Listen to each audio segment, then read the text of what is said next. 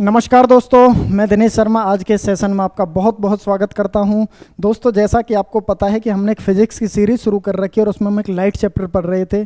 तो उसी light chapter के कुछ पार्ट हम पिछली क्लासेस में कंप्लीट कर चुके हैं। उसमें हमने बहुत ही बेहतरीन और बहुत ही अच्छे अच्छे कंसेप्ट्स के बारे में जाना।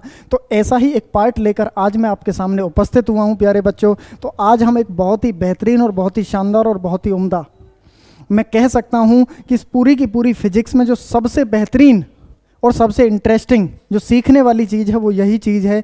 और आज की क्लास में और पेपर में, यहाँ से एग्ज़ाम में, किसी भी एग्ज़ाम में चाहे आप बैठ जाएं, भारत में कोई भी एक एग्ज़ाम होता हो बी ग्रुप से लेके डी ग्रुप तक, यहाँ से साइंस में से अगर वो क्वेश्चन पूछेगा तो यहाँ से 100% क्वेश्चन पूछता है और उसका नाम होता है प्यारे बच्चों दर्पण और लेंस।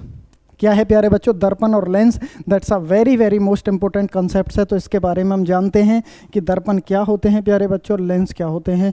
बहुत आसान है, बेहद आसान है। आइए आज की क्लास में हम जानते हैं कि दर्पण और लेंस क्या होते हैं।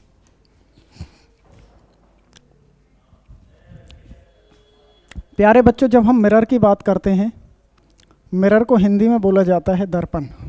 क्या कहते हैं? दर्पण। जब हम दर्पण की बात करते हैं ना प्यारे बच्चों, तो दर्पण क्या होते हैं? जो पीछे से पॉलिश्ड होते हैं। अब ये जो पॉलिश होते हैं, किस चीज़ की पॉलिश होती है? ये होती है AgNO3।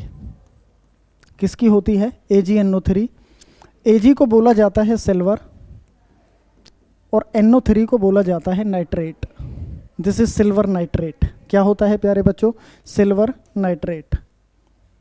जो पीछे परत होती है, आपने देखा होगा जब किसी दर्पण के सामने, आपके घर में भी शीशा होगा तो उसके पीछे हम देखते हैं ना, वह उसे उछाल के देखते हैं तो उसमें सिल्वर कलर का सा दिखता है। वैसे तो पेंट नीला, हरा, पीला कुछ भी हुआ रहेगा, उसे पीछे से उछाल के देखना तो वहाँ पे सिल्वर कलर का सा पेंट आपको दिखेगा। This is silver nitrate. Clear है? जब हम दर्पण की बात करते हैं तो दर्पण का जो प्रयोग किया जाता है प्यारे बच्चों, वो किसके लिए किया जाता है? देखने के लिए। किसके लिए? देखने के लिए। दर्पण दो प्रकार के होते हैं। एक होता है प्यारे बच्चों प्लेन मिरर, जिसको हिंदी में कहते हैं समतल दर्पण। क्या कहते हैं? समतल दर्पण। और दूसरा होता है प्यारे बच्चों स्फेरिकल मिरर, जिसको हिंदी में कहते हैं गोलीय दर्पण। क्या कहते हैं? गोलीय दर्पण। क्लियर है?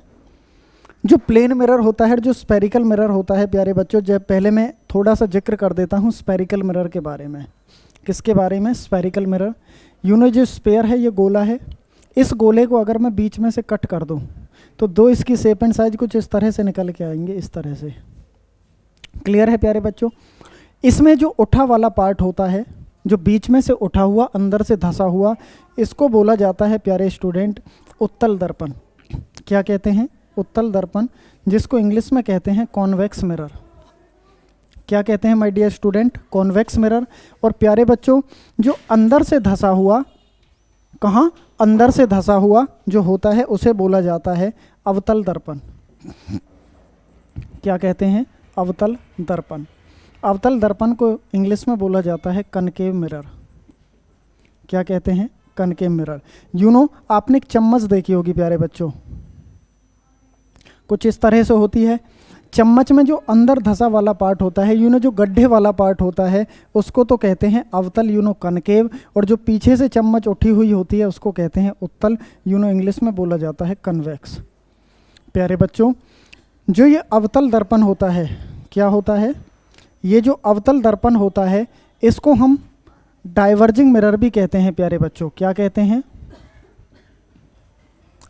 Diverging mirror. और ये जो अवतल दर्पण होता है, इसको हम कन्वर्जिंग मिरर भी के नाम से भी जाना जाता है। कन्वर्जिंग मिरर इसको क्यों कहते हैं? इसको हिंदी में बोला जाता है अपसारी और दिस इज अभिसारी। क्या कहते हैं? दिस इज अभिसारी एंड दिस इज अपसारी। इसको कन्वर्ज का मतलब होता है प्यारे स्टूडेंट इकट्ठा करना। क्या करना, इकट्ठा करना। और अभी सारी डाइवर्ज का मतलब होता है फैलाना। तो पेपर में यही क्वेश्चन पूछेगा, सबसे पहला क्वेश्चन इस चैप्टर में एंटर करते यही पूछेगा कि ऐसा कौन सा दर्पण है कि जो किरणों को इकट्ठी करने का काम करता है प्यारे स्टूडेंट। तो कौन सा दर्पण है जो इकट्ठी करता है? आप जैसा अपनी स्क्रीन के सामने देख पा रहे होंगे, अवतल दर्पण। आपसे पूछेगा कि कौन सा दर्पण किरणों को फैलाने का काम करता है प्यारे बच्चों। तो कौन सा दर्पण किरणों को फैलाने का, डाइवर्जिंग मिरर, कन्वेक्स मिरर। जैसे आपके घर में एक चम्मच है, चम्मच में सब्जी कहाँ से खाते हो आप? गड्ढे वाले हिस्से से खाते हो। तो सीधी सी बात है कि सब्जी इकट्ठी कहाँ से होके आ रही है?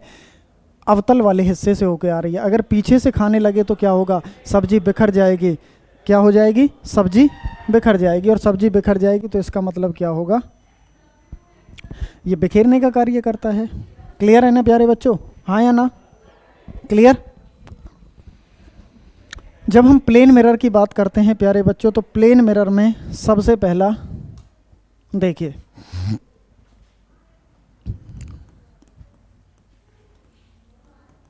प्लेन मिरर जिसको हिंदी में कहते हैं समतल दर्पण। क्या कहते हैं? समतल दर्पण। समतल दर्पण का यूज़ कहाँ किया जाता है प्यारे बच्चों? घरों में।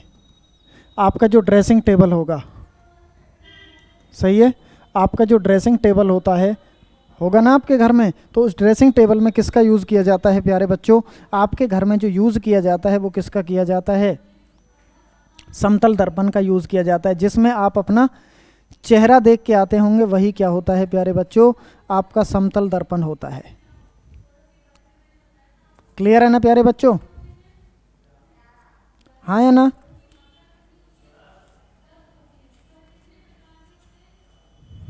क्लियर? समतल दर्पण में प्यारे बच्चों क्या क्वेश्चन बनता है, कैसे क्वेश्चन बनता है? सबसे पहला क्वेश्चन बनेगा कि समतल दर्पण में जो इमेज बनती है,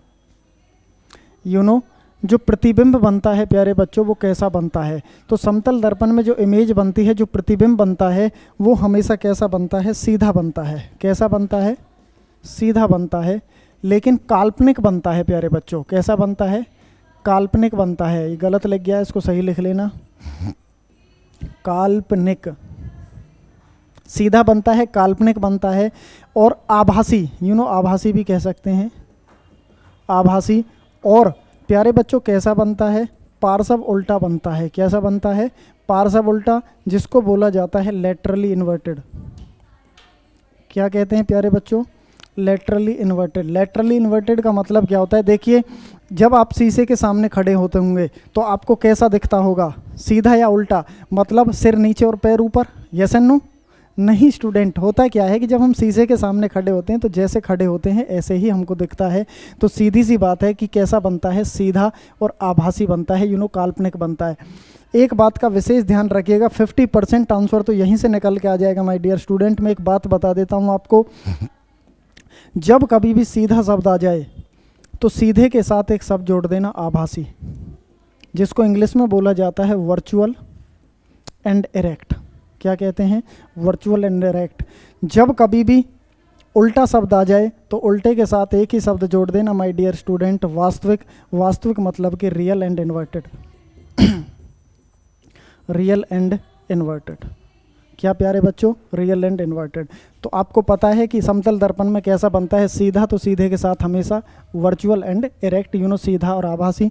पार्श्व उल्टा, कि सर पार्श्व उल्टे का क्या मतलब है? पार्श्व उल्टे का मतलब है लेफ्ट का राइट, राइट का लेफ्ट।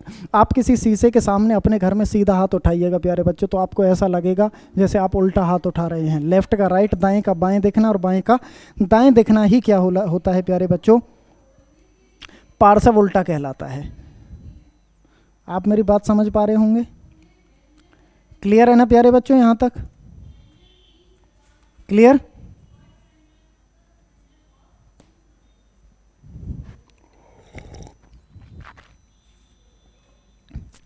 क्लियर?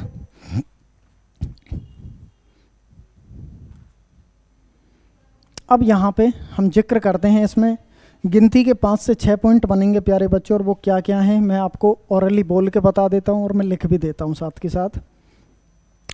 गिनती के 5 से 6 पॉइंट बनेंगे प्यारे बच्चों, और इनको विशेष ध्यान रखिएगा, और एक पेपर में 100% यहाँ से पूछता है। क्या वो पॉइंट हैं प्यारे बच्चों? आइए हम उनको जानते हैं। समतल दर्पण में बना प्रतिबिंब हमेशा सीधा, आभासी और पार्श्व उल्टा बनता है। क्लियर है पहला पॉइंट। दूसरा पॉइंट क्या होता है प्यारे बच्चों कि समतल दर्पण में प्रतिबिंब उतनी ही दूरी पर बनता है जितनी दूरी पर वस्तु होती है। मानो ये कोई प्लेन मिरर है और यहाँ पे कोई व्यक्ति है, ये कोई व्यक्ति खड़ा है, इससे इसकी दूरी है 5 मीटर। कितनी दूरी है? 5 मीटर है। तो दर्पण में भी कैसा लगेगा? जैसे कितनी दूरी पर है? 5 मीटर की ही दूरी पर है। तो समतल दर्पण में बना प्रतिबिंब उतनी ही दूरी पर दिखता है जितनी दूरी पर वस्तु होती है। क्लियर है। दूसरा, समतल दर्पण में बना प्रतिबिंब उतना ही बड़ा बनता है जितनी बड़ी वस्तु होती है। अगर इस व्यक्ति की हाइट 5 फीट है, कितनी है? 5 फीट है, तो दर्पण में भी कितना फीट का दिखेगा मेरे प्यारे बच्चों? 5 फीट का ही दिखेगा। कितने फीट का दिखेगा? 5 फीट। दर्पण में, समतल दर्पण में बना प्रतिबिंब उतना ही बड़ा बनता है और उतनी ही दूरी पर बनता है जितनी बड़ी वस्तु होती है और जितनी दूरी पर वस्तु रखी होती है। क्लियर है प्यारे बच्चों। तीसरा पॉइंट यहाँ से हम क्या सीखेंगे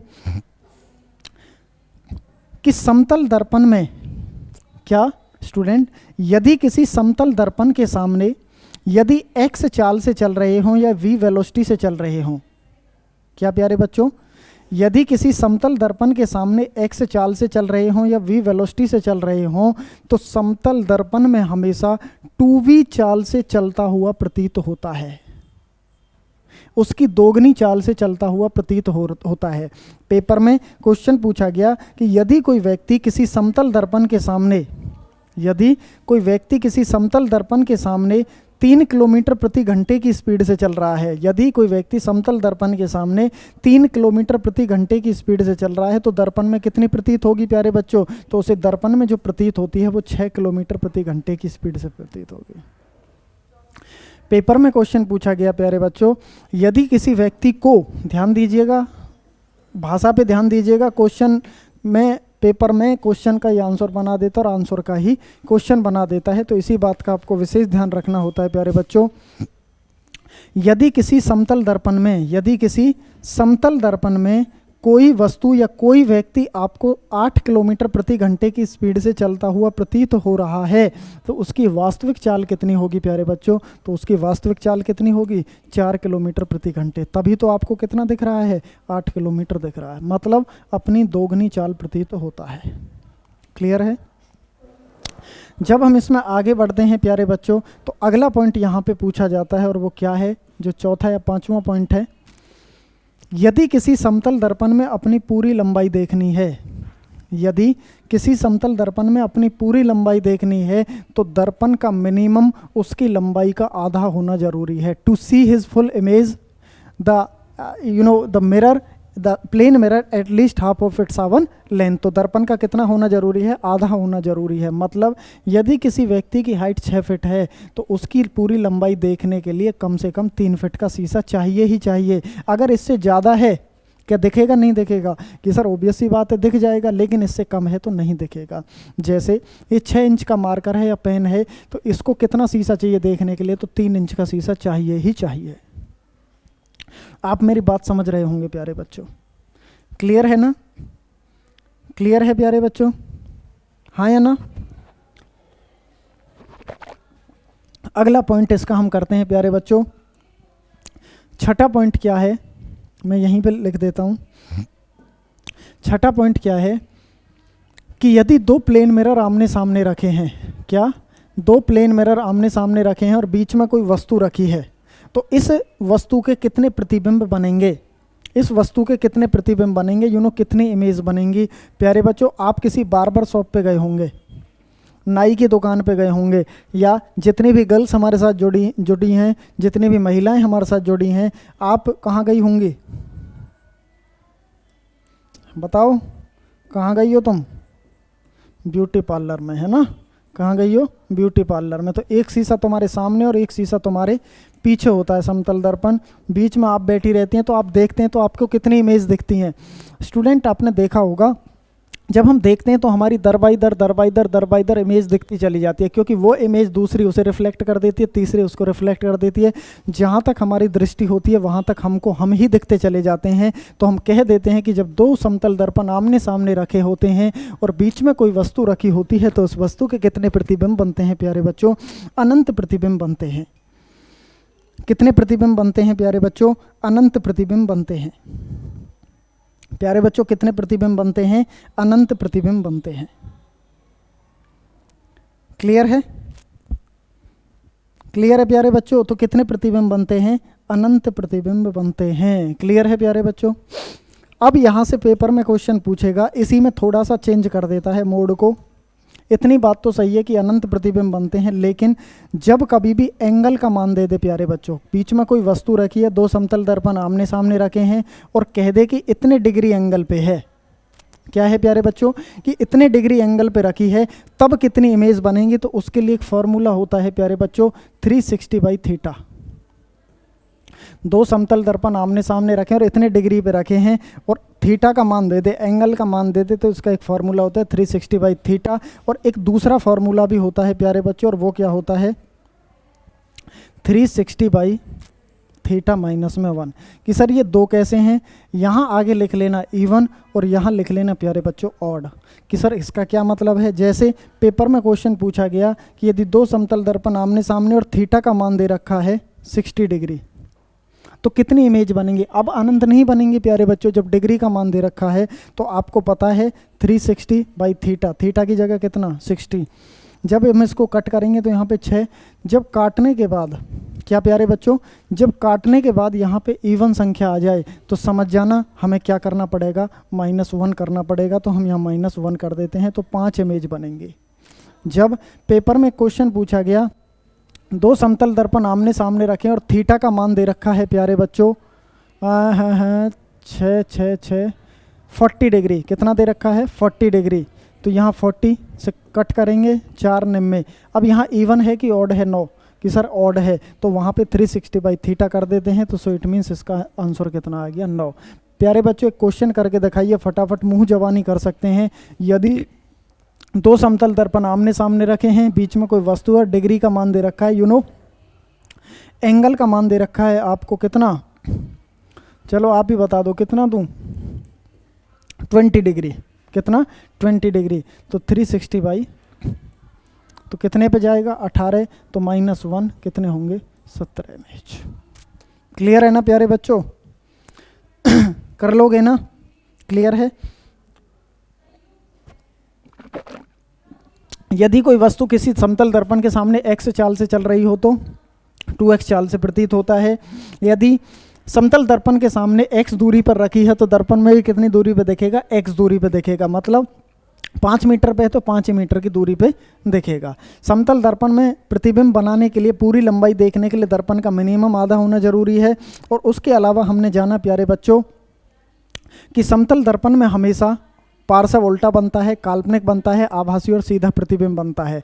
पार्श्व उल्टे का मतलब है लेफ्ट का राइट और राइट का लेफ्ट बनता है। क्लियर है? ये सारे हमने पॉइंटों के बारे में जाना। प्यारे बच्चों इसमें एक लाइन और रहती है और वो लाइन डायरेक्ट आपसे पेपर में पूछेगा। आपको पता है कि यदि x चाल से चल रहे हो तो कितनी चाल से प्रतीत होता है, 2x चाल से प्रतीत होता है। तो यहाँ से एग्जाम में क्वेश्चन दिया जाता है कि यदि किसी इंसिडेंट रे को कांस्टेंट रखते हुए प्लेन मिरर को थीटा एंगल पे घुमा दें, क्या प्यारे बच्चों, यदि किसी प्लेन मिरर को कितने डिग्री, यदि किसी प्लेन मिरर को इंसिडेंट रे को कांस्टेंट रखते हुए प्लेन मिरर को कितने एंगल पे घुमा दें, थीटा एंगल पे घुमा दें, कितने पे घुमा दें प्यारे बच्चों, थीटा एंगल पे घुमा दें, तो इसका जो रिफ्रैक्टेड रे होगा कितने डिग्री एंगल से घूम जाएगा प्यारे बच्चों। सीधी सी बात है, दोगुनी चाल है तो प्यारे बच्चों 2 थीटा एंगल पे घूम जाएगा। कितना है 2 कितने एंगल पे घुमा दें प्यारे बच्चों, इसको कितने थीटा एंगल पे घुमा दे तो कितना घूम जाएगा, 2 थीटा घूम जाएगा। ऐसे याद रखना कि x चाल से चल रही है तो 2 चाल से प्रतीत होता है, तो थीटा का क्या हो जाएगा, 2 थीटा हो जाएगा। क्लियर है ना? क्लियर है? समतल दर्पण क्लियर है ना प्यारे बच्चों? प्लेन मिरर के यूज़ क्या बताए थे मैंने, बताइए। ड्रेसिंग टेबल में यूज़ होता है, और भी इसका यूज़ होता है प्यारे बच्चों, लिख लेना, इसका पेरिस्कोप में भी यूज़ होता है। क्या पेरिस्कोप होता है? पेरिस्कोप में इसका यूज़ होता है प्यारे बच्चों। किसका? समतल दर्पण का पेरिस्कोप में यूज़ होता है। मतलब उसमें 2 प्लेन मिरर का यूज़ होता है, ये क्वेश्चन भी याद आता है। पेरिस्कोप जो होता है उसमें 2 प्लेन मिरर का यूज़ होता है और इन दोनों प्लेन मिरर को जो रखा जाता है वो 45 डिग्री के एंगल पे रखा जाता है। कितने डिग्री के एंगल पे रखा जाता है प्यारे बच्चों? 45 डिग्री के एंगल पे इनको रखा जाता है। 45 डिग्री के एंगल पे प्लेस्ड होते हैं। किसमें? पेरिस्कोप में। क्लियर है? इसका उपयोग कहाँ किया जाता है पेरिस्कोप का? सबमरीन पनडुब्बियों का पता लगाने के लिए, है ना। जो दुश्मन के जहाज होते हैं, पनडुब्बियों का पता लगाने के लिए किसका प्रयोग किया जाता है? इसका यूज़ किया जाता है। तो यहाँ से यूज़ भी पूछ लिया जाता है प्यारे बच्चों। कैलिडोस्कोप में भी इसका यूज़ किया जाता है। डायरेक्ट क्वेश्चन पूछा है सबमरीन के लिए, है ना, या कैलिडोस्कोप में? किसमें? कैलिडोस्कोप। कैलिडोस्कोप क्या होता है? बच्चों के लिए जो खेलने के खिलौने होते हैं, कैलिडोस्कोप क्या है? ये खिलौनों में पाया जाता है। उसमें मिरर लगे होते हैं, वो प्लेन मिरर लगे होते हैं, वो रंग बिरंगे से होते हैं, है ना। शायद आपने देखा होगा, जो रंग बिरंगे कलर के क्या लगे होते हैं? प्लेन मिरर लगे होते हैं। क्लियर है? देखे होंगे ना, उसमें 3 प्लेन मिरर होते हैं प्यारे बच्चों। कैलिडोस्कोप में कितने? 3 प्लेन मिरर होते हैं। कितने? 3 प्लेन मिरर होते हैं। और ये कितने डिग्री पर प्लेस्ड होते हैं? ये 60 डिग्री के एंगल पे प्लेस्ड होते हैं। कितने डिग्री के एंगल पे? 60 डिग्री के एंगल पे प्लेस्ड होते हैं। लेकिन पेरिस्कोप में कितने डिग्री के? 45 डिग्री के एंगल पे प्लेस्ड होते हैं। क्लियर है? क्लियर है ना प्यारे बच्चों? ये हमने कंप्लीट जानकारी किसके बारे में ली? प्लेन मिरर के बारे में। आइए हम चलते हैं अब स्पेरिकल मिरर। बहुत इंपॉर्टेंट है प्यारे बच्चों। यहाँ से कुछ न्यूमेरिकल्स भी बनते हैं। स्पेरिकल मिरर को हिंदी में कहते हैं समतल दर्पण। क्या कहते हैं? समतल दर्पण। समतल दर्पण क्या है प्यारे बच्चों? ये 2 प्रकार का होता है। एक होता है कनकेव मिरर और दूसरा होता है कॉन्वेक्स मिरर। इसको हिंदी में कहते हैं अवतल दर्पण, इसको कहते हैं उत्तल दर्पण। क्या कहते हैं? उत्तल दर्पण। एक होता है अवतल दर्पण, एक होता है उत्तल दर्पण। आइए सबसे पहले हम अवतल दर्पण की बात करते हैं। बहुत इंपॉर्टेंट है प्यारे बच्चों, बेहद इंपॉर्टेंट है और सीखने लायक चीज़ है यहाँ पर। और इसमें भी मोस्ट इंपॉर्टेंट क्या है आपका? अवतल दर्पण। वैसे तो उत्तल भी है। देखो भाई, ये कौन सा दर्पण है? ये जो पीछे से मैंने ऐसे लगाया है ना, इसका मतलब होता है ये पॉलिश्ड भाग है प्यारे बच्चों। ये क्या होता है? पॉलिश्ड है। ये किस चीज़ की पॉलिश होती है? AgNO3 की पॉलिश होती है, सिल्वर नाइट्रेट की पॉलिश है। तो सीधी सी बात है कि इसमें देख के इधर की साइड से रहे हैं गड्ढे वाले पार्ट से। मैंने बताया था कि चम्मच को याद रखना। ये चम्मच है, चम्मच में जो गड्ढे वाला हिस्सा होता है वो क्या होता है? जो गड्ढे वाला है, इधर की तरफ से देख रहे हैं ना, that is called concave mirror. ये क्या होता है प्यारे बच्चों? Concave mirror. क्लियर है? अब मैं आपसे कहता हूं, ये वाला कौन सा है? ये कौन सा है प्यारे बच्चों? ये कन्वेक्स मिरर होता है। ये क्या होता है? कन्वेक्स। इसमें किधर की साइड से देख रहे हैं? जो उठा वाला हिस्सा है। पॉलिश्ड किधर है? गड्ढे वाला हिस्सा है। पॉलिश्ड किधर है प्यारे बच्चों? गड्ढे वाला हिस्सा है। और उठा वाला भाग किधर है? बात समझ आई होगी। क्लियर है प्यारे बच्चों यहाँ तक? हाँ या ना? इतनी बात, कोई दिक्कत, कोई परेशानी, कोई समस्या मुझे बताइए फटाफट। कमेंट सेक्शन में एक आध बार कमेंट तो कर दिया करो यार, जैसे हमें पता पड़ता रहे। क्लियर है प्यारे बच्चों? देखो भैया, सबसे पहले मैं अवतल दर्पण की एक एक को लेके चलते हैं आराम से। देखो, कनकेव मिरर हिंदी में कहते हैं अवतल दर्पण। लेंस के बारे में भी बात करेंगे, लेकिन लेंस में इसके बाद बात करेंगे। दर्पण को पहले कंप्लीट करते हैं, राइट। ये अवतल दर्पण है, ये पीछे से पॉलिश्ड है, सही है। AgNO3 की पॉलिश होती है। अवतल दर्पण में जो इमेज बनती है, सबसे पहला क्वेश्चन, इसमें जो प्रतिबिंब बनता है प्यारे बच्चों, वो हमेशा उल्टा और वास्तविक बनता है। कैसा बनता है? उल्टा और वास्तविक, जिसको बोला जाता है रियल एंड इन्वर्टेड। कैसा होता है? Real and inverted. याद रखना, मैंने पहले भी बताया था आपको, मैं फिर दोबारा बता रहा हूँ, उल्टे के साथ हमेशा कौन सा शब्द जुड़ेगा? वास्तविक शब्द जुड़ेगा। और सीधे के साथ हमेशा कौन सा शब्द जुड़ेगा? आभासी। जब इसका उलट आ जाए, उत्तल दर्पण पूछे, तो उत्तल दर्पण में बना प्रतिबिंब हमेशा सीधा और आभासी बनता है। क्लियर है प्यारे बच्चों? अवतल दर्पण में बना प्रतिबिंब हमेशा कैसा बनता है? उल्टा बनता है और वास्तविक बनता है। कैसा बनता है? उल्टा और वास्तविक बनता है। इसके यूज़ कहाँ कहाँ होते हैं? अवतल दर्पण के जो यूज़ होते हैं, सबसे पहला इसका जो यूज़ होता है प्यारे बच्चों, वो होता है बार्बर शॉप, नाई की दुकान पे। कहाँ होता है? नाई की दुकान पे होता है। या पेपर में जो लैंग्वेज लिखी मिलेगी, मैं हिंदी वालों के लिए बता देता हूँ, हजामती दर्पण के रूप में। किसके रूप में? हजामती दर्पण के रूप में। या दाढ़ी बनाने वाले शीशे के रूप में। किसके रूप में? शीशे के रूप में। किसका प्रयोग किया जाता है? अवतल दर्पण का प्रयोग। जब आप लोकल में जाएंगे ना, वहाँ तो समतल दर्पण ही लगा होगा, लेकिन जब किसी हाई प्रोफेशनल मॉल्स वगैरह में आप जाते हैं तो वहाँ आपको अवतल दर्पण देखने को मिलेगा। क्यों? और लिख लेना इसमें ब्यूटी पार्लर में भी। कभी ये कहें जी लड़कों के लिए बता देते हैं, हमारे लिए नहीं बताते, तो लड़कियों के लिए ब्यूटी पार्लर में यही लगा मिलेगा। क्यों? क्योंकि उसमें बड़ा दिखेगा, तभी तो अच्छे से देखेगा। आपने दाढ़ी बनवानी है, बाल बनवाने हैं, या आपने फेशियल करवाना है, तो आपने देखा होगा प्यारे बच्चों, तो जैसे यहाँ फेशियल करवाना, अब ये एरिया रह गया तो यहाँ से तो गोरी लगेगी, यहाँ से काली हो जाएगी। Yes and no? तो इसका मतलब क्या होगा? तो उसमें बड़ा दिखेगा, तभी तो अच्छे से हम देख पाएंगे। क्लियर है ना प्यारे बच्चों? हाँ या ना? क्लियर है प्यारे बच्चों? क्यों?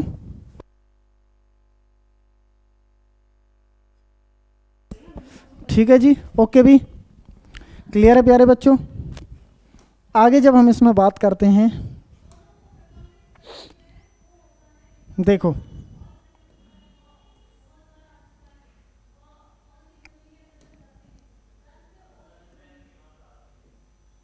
क्लियर है? तो ब्यूटी पार्लर में दूसरा इसका एग्जाम्पल पूछता है। दूसरा इसका जो एग्जाम्पल आता है प्यारे बच्चों, वो आता है गाड़ी की हेडलाइट्स में। कहाँ? गाड़ी की हेडलाइट में। कहाँ प्यारे बच्चों? गाड़ी की हेडलाइट्स में। आपने देखा होगा गाड़ी की जो हेडलाइट होती हैं, वो तो सामने जो लाइट लगी होती है वो तो शीशा उसमें से आर पार है, लेकिन आपने चिलकनी सी एक कटोरी देखी होगी पीछे लगी होगी, ऐसी गड्ढे वाली पार्ट सी, ऐसी चिलकनी सी कटोरी लगी होगी, और उसमें क्या अटैच होगा? आपका बल्ब अटैच होगा, है ना? तो वो गड्ढे वाला हिस्सा होता है। ये किरणों को क्या करता है? इकट्ठी करता है, क्योंकि अवतल दर्पण किरणों को क्या करता है प्यारे बच्चों? इकट्ठी करता है ना? तो फोकस मार देती है, इकट्ठी करके वो जो सामने वाली लाइट होती है वो फोकस मार देती है, जिसकी वजह से गाड़ी की हेडलाइट में कौन सी होती है? अवतल दर्पण लगा होता है। तीसरा इसका जो उदाहरण पूछा जाता है, वो पूछा जाता है प्यारे बच्चों, आपने सोलर सिस्टम देखे होंगे, ठीक है?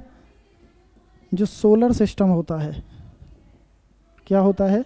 सोलर सिस्टम या सोलर पैनल देखे होंगे ना, सौर सेल छतों पे लगे होते हैं ऐसे, या तो उसमें ऐसी लाइनिंग सी होगी, या ऐसे गोल गोल धारे से होंगे। तो उसमें कौन सा दर्पण लगा होता है? अवतल दर्पण। क्यों? क्योंकि सौर ऊर्जा को वो इकट्ठी करता है, और इकट्ठी करके आपको विद्युत ऊर्जा बना देता है, इस वजह से होता है। क्लियर है प्यारे बच्चों?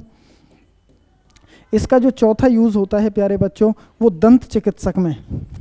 किसमें? दंत चिकित्सक। और दंत चिकित्सक किसको कहते हैं? डेंटिस्ट के रूप में। किसमें होता है प्यारे बच्चों? डेंटिस्ट के रूप में होता है। किसके रूप में होता है? डेंटिस्ट के रूप में। किसके रूप में प्यारे बच्चों? डेंटिस्ट, जो दंत चिकित्सक होता है, दांतों को चेक करने वाला। ईएनटी डॉक्टर जो होता है, आंख नाक कान गले का, ईएनटी जो डॉक्टर होता है दांतों का, देखा होगा ऐसे देखता है, वो पायरिया लगा है, कीड़ा लगा है, अच्छे से तभी तो दिखेगा जब बड़ा दिखेगा। तो इस वजह से याद रखना कि अवतल दर्पण में बना प्रतिबिंब हमेशा कैसा बनता है? बड़ा बनता है। क्लियर है प्यारे बच्चों? ये हमने यूज़ किए किसके? अवतल दर्पण के। आइए इसमें एक बहुत ही इम्पोर्टेंट चीज़ के बारे में जानते हैं प्यारे बच्चों, और वो क्या है? Image formation in concave mirror. Image formation in concave mirror, you know अवतल, क्या, अवतल दर्पण में बने प्रतिबिंब। अवतल दर्पण में बने प्रतिबिंब। प्यारे बच्चों, अवतल दर्पण में बने प्रतिबिंब कैसे बनते हैं? देखो, अवतल दर्पण में बना प्रतिबिंब आपको पता है कि कैसा बनता है, हमेशा उल्टा बनता है और वास्तविक बनता है और वस्तु से बड़ा बनता है। कैसा बनता है? लार्ज बनता है, रियल बनता है और इन्वर्टेड बनता है। इस बात का विशेष ध्यान रखिएगा कि वस्तु से बड़ा बनता है और उल्टा बनता है और वास्तविक बनता है अवतल दर्पण में बना प्रतिबिंब। लेकिन अलग अलग जगह पर अवतल दर्पण में अलग अलग प्रतिबिंब बनते हैं। 8वीं 9वीं 10वीं क्लास में आपने पढ़ा होगा प्यारे बच्चों, अगर आप स्कूलों में ही पढ़े होंगे तो आपने देखा होगा अपनी एनसीईआरटी की किताब में कि यदि किसी प्लेन मिरर के सामने वस्तु यहाँ रखी हो, यहाँ रखी हो, कहाँ रखी हो, वहाँ रखी हो, तो प्रतिबिंब कहाँ बनता है, कैसा बनता है, तो कुछ होते थे, पॉइंट होते थे। प्यारे बच्चों, वहाँ पे इनको याद करना, पढ़ना बहुत मुश्किल होता है, तो मैं आपके लिए एक ट्रिक के माध्यम से इनको बताता हूँ। जीवन में भी नहीं भूलोगे अगर एक बार सीख लिया तो। पूरी शिद्दत के साथ, पूरी ईमानदारी और लगन के साथ अगले 5 मिनट के लिए प्यारे बच्चों बिल्कुल मैं कह सकता हूं कि फुली कंसंट्रेटेड होकर आप सामने देखिएगा तो आपको सारी चीज़ें समझ आएंगी कि किस दर्पण में कैसे प्रतिबिंब बनते हैं और क्यों बनते हैं। क्लियर है? देखो, होता क्या है प्यारे बच्चों, आपको इतनी बात तो पता है कि अवतल दर्पण में प्रतिबिंब हमेशा कैसा बनता है? उल्टा बनता है और वास्तविक बनता है और वस्तु से बड़ा बनता है। आपको एक ही बात का विशेष ध्यान रखना है। मैं कभी भी पूछूं कि अवतल दर्पण में बना प्रतिबिंब कैसा बनता है, तो आपने मेरे से एक ही बात कहनी है कि सर उल्टा बनता है, और उल्टे के साथ एक शब्द जोड़ देना है, वास्तविक, रियल एंड इन्वर्टेड बनता है। देखो कैसे, इसके न्यूमेरिकल्स भी करेंगे प्यारे बच्चों हम। बहुत आसान है यार। ये कौन सा दर्पण है? कौन सा दर्पण है ये? कनकेव है, क्योंकि बीच में से गड्ढा है। अवतल दर्पण है प्यारे बच्चों, हाँ या ना? अब इसमें आप देखेंगे ये जो बिंदु होता है प्यारे बच्चों, इसको बोला जाता है पी। क्या कहते हैं इसको? पी कहते हैं।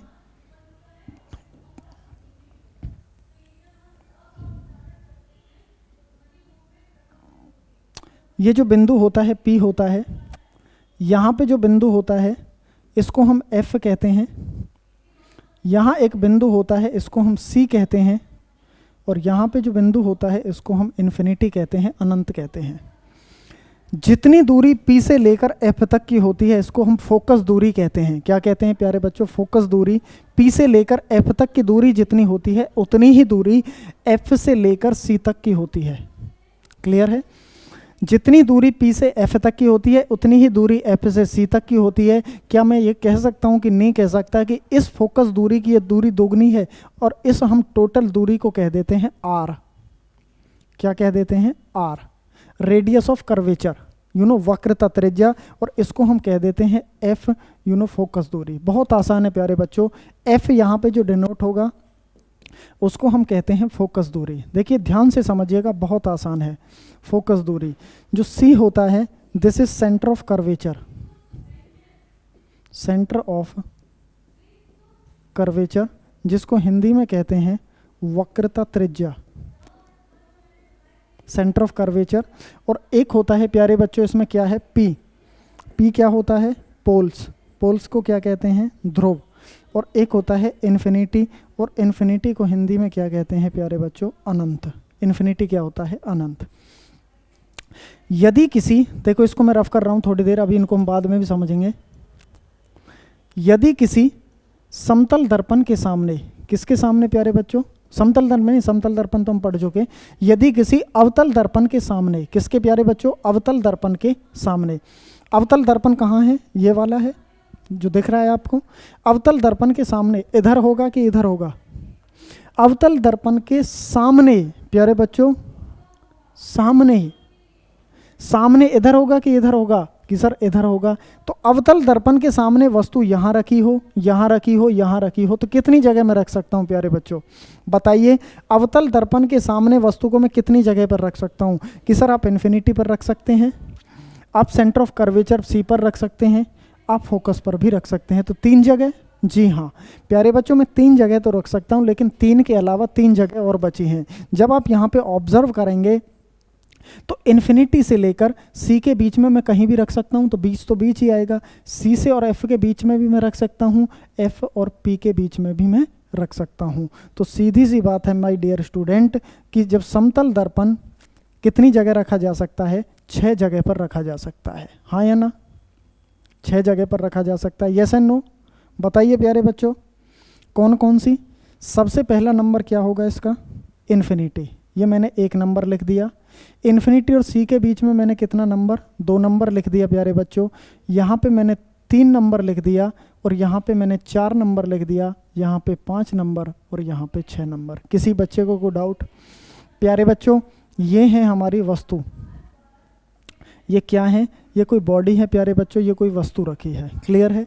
अब मैं एक ट्रिक के माध्यम से आपको समझाना चाहता हूँ प्यारे बच्चों। आपको नहीं याद करना है इसमें कुछ भी, एक ट्रिक के माध्यम से आपको साम दान दंड भेद येन केन प्रकारेण किसी भी तरह होना चाहिए, पेपर में आंसर होना चाहिए, ट्रिक के माध्यम से हो या कैसे ही हो प्यारे बच्चों। कंसेप्ट भी मैं सिखाऊंगा इसका प्यारे बच्चों, लेकिन पहले आप ट्रिक के माध्यम से बहुत ही आसान शब्दों में सीखेंगे, जिंदगी भर के लिए सीख जाएंगे कि कैसे इमेज कहाँ बनती है। वस्तु को कहाँ रखा, यहाँ पे। अब मैं कहता हूँ कि जो प्रतिबिंब बनेगा ना वो नीचे बनेगा। प्रतिबिंब कहाँ बनेगा, जो इमेज बनेगी प्यारे बच्चों वो कहाँ बनेगी, नीचे। अब नीचे बनेगी तो कैसी बनेगी, उल्टी बनेगी, क्योंकि कोई भी इमेज जब नीचे बनेगी प्यारे बच्चों तो वो कैसी बनेगी, उल्टी बनेगी। अब उल्टी के साथ हमेशा क्या जोड़ना है, वास्तविक। क्लियर है? उल्टी के साथ हमेशा क्या जोड़ना है, वास्तविक। तो मैं कभी भी पूछूँ ना कि समतल दर्पण में बना प्रतिबिंब कैसा बनता है, तो आपने एक ही बात बतानी है कि उल्टा बनता है और वास्तविक बनता है। क्लियर है प्यारे बच्चों? दिख रहा है क्या साइड में? इधर कर देते हैं थोड़ा सा। क्लियर? देखो भाई, प्रतिबिंब कैसे बनेंगे, ट्रिक है, ध्यान से समझिएगा। रीजनिंग लगाते हैं थोड़ी सी। वस्तु को हमने लिखा 1 2 3 4 5 6। इस 6 को तो लिख दिया मैंने यहाँ पे, 6 को कहाँ लिख दिया, वहाँ पे। अब प्यारे बच्चों मैं क्या कहता हूँ, 1 2 3 4 5 ऐसे लिखा। अब 5 के नीचे तो लिखता हूँ मैं 1, प्रतिबिंब में 5 के नीचे क्या लिखता हूँ, 1। क्लियर है? 4 के नीचे लिखता हूँ 2, और 3 के नीचे लिखता हूँ 3, और 2 के नीचे लिखता हूँ 4, और 1 के नीचे लिखता हूँ 5। स्टूडेंट ध्यान से समझिएगा, ट्रिक है, मैं आपको समझा रहा हूँ। ये वस्तु है 1 2 3 4 5 6। 6 को लिख दिया मैंने यहाँ पे दर्पण के पीछे। 5 गिनती बची, तो 5 को मैंने उल्टी गिनती शुरू कर दिया, 1 2 3 4 5।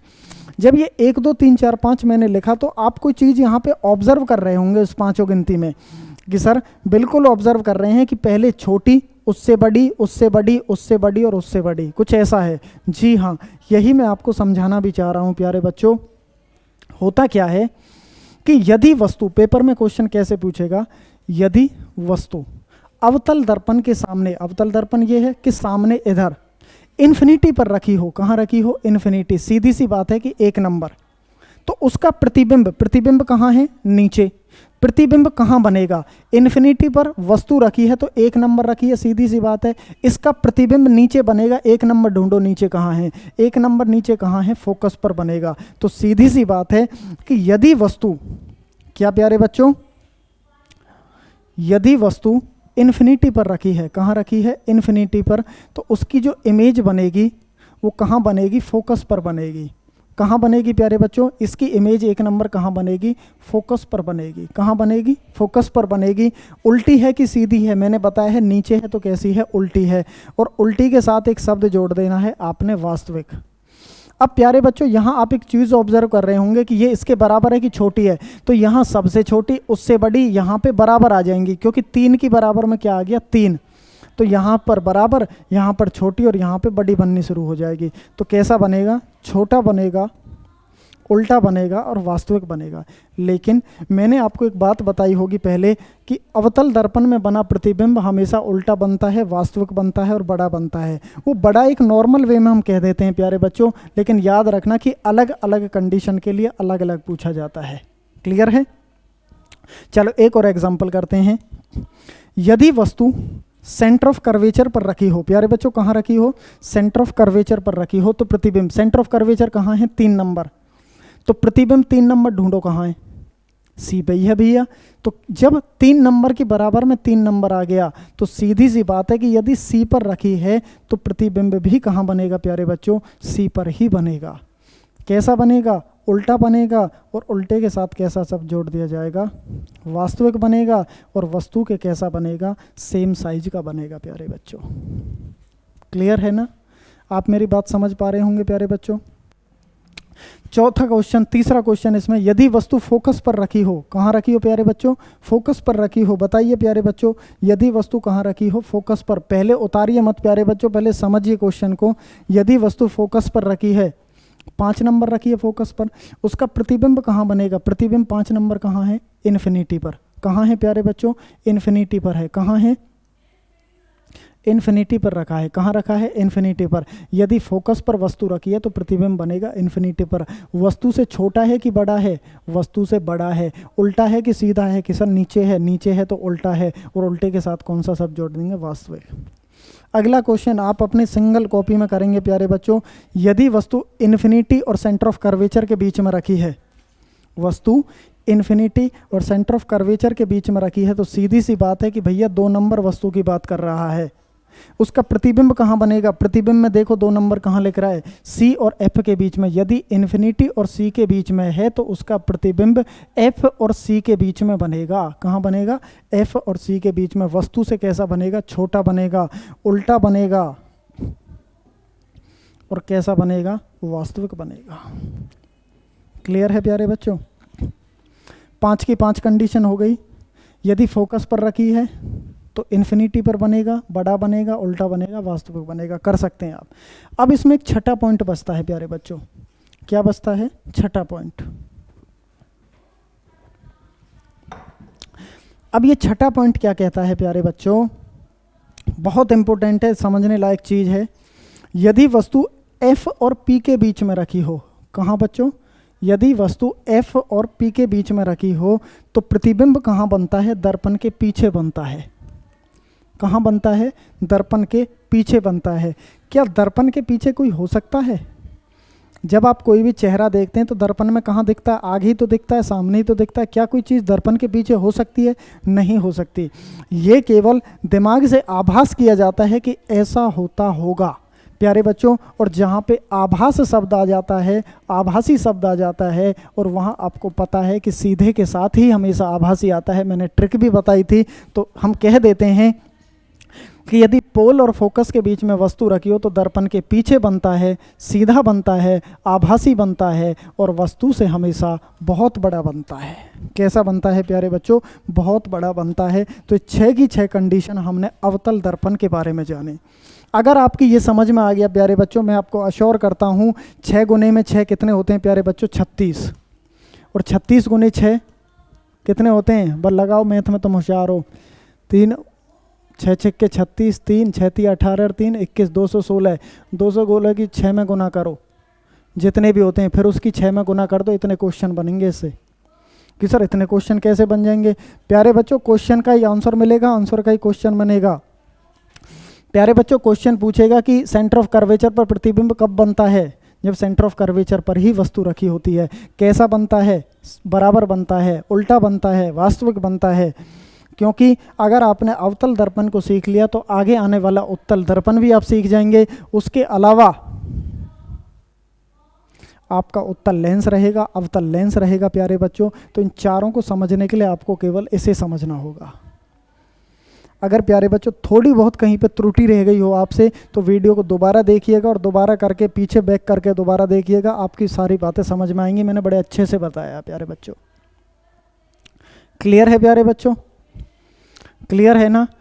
तो छठी कंडीशन को याद रखना। देखो छठी कंडीशन को मैं लॉजिकली बता देता हूं आपको। कैसे? ये कोई दर्पण है, ये P बिंदु है, ये F है, ये C है, और ये इन्फिनिटी है। वस्तु कहाँ रखी है? P और F के बीच में रखी है। कहाँ रखी है? P और F के बीच में रखी है। क्लियर है? जब यहाँ से रे ऑफ लाइट गई तो यहाँ से ये रिफ्लेक्ट होके फोकस से होकर गुजरती है। कहाँ से गुजरती है? फोकस से होकर। और ये कहाँ से गुजरती है? सेंटर ऑफ कर्वेचर से होकर गुजरती है। प्यारे बच्चों, आप मुझे बताइए कि रे ऑफ लाइट कहाँ मिलेंगी? यहाँ नीचे कहीं मिलेंगी? नहीं मिलेंगी सर। क्यों? क्योंकि इनके बीच की दूरी क्या होती जा रही है? बढ़ती जा रही है। लेकिन क्या दर्पण के पीछे तो मिल सकती हैं कहीं ना कहीं? तो दर्पण के पीछे कहाँ मिलेंगी? ये इस कंडीशन में यहाँ पे मिल गई। तो प्यारे बच्चों, तो ये इसकी क्या बन गई? यहाँ पे इमेज बन गई। इस वस्तु की इमेज कहाँ बनी है? बड़ी बनी है। और कहाँ बनी है? दर्पण के पीछे बनी है। सीधी बनी है। और कैसी बनी है? आभासी बनी है। Virtual and direct. कि सर आप वर्चुअल कहे जा रहे हो, वर्चुअल का मतलब क्या होता है? आभासी का मतलब क्या होता है? आभासी का मतलब होता है कि जिसे पर्दे पर प्राप्त नहीं किया जा सकता। क्या प्यारे बच्चों? जिसको पर्दे पर प्राप्त नहीं किया जा सकता है उसे क्या बोला जाता है? आभासी बोला जाता है। क्लियर है प्यारे बच्चों? हाँ या ना? क्लियर है प्यारे बच्चों?